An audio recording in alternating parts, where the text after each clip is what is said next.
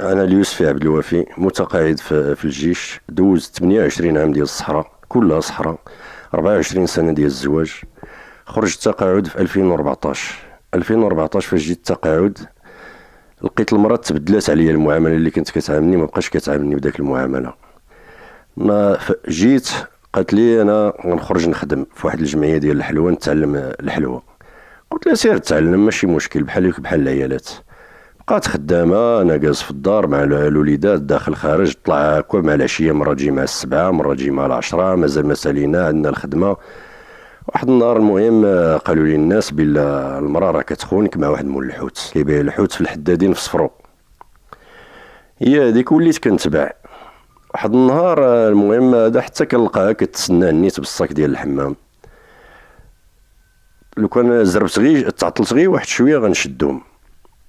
من تما جات بالليل خافت على راسها لا نمشي نقتلها ولا شي حاجه. مع الوحده الليل خرجت كتجري مشات لدارهم.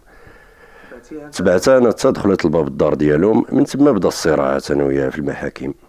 وهذا والمشكل مورطه مع امها اللي هي الام ديالها. تصور امها وهي وخوتها هنا في البهاليل كتلقاهم في وسط القهوه جالسين كتاكل مع امها في القهاوي والشرب.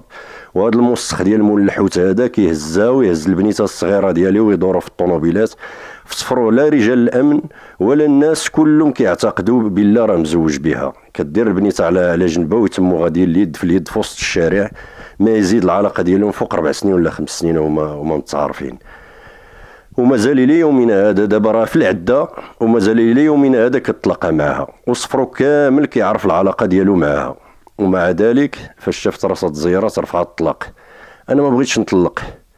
قلت انا عندي معها 3 ديال البنيتات.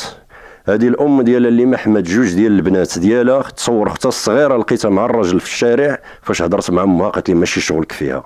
هذه اللي ما كتجيهاش النفس على بناتها تحمي ليا بناتي.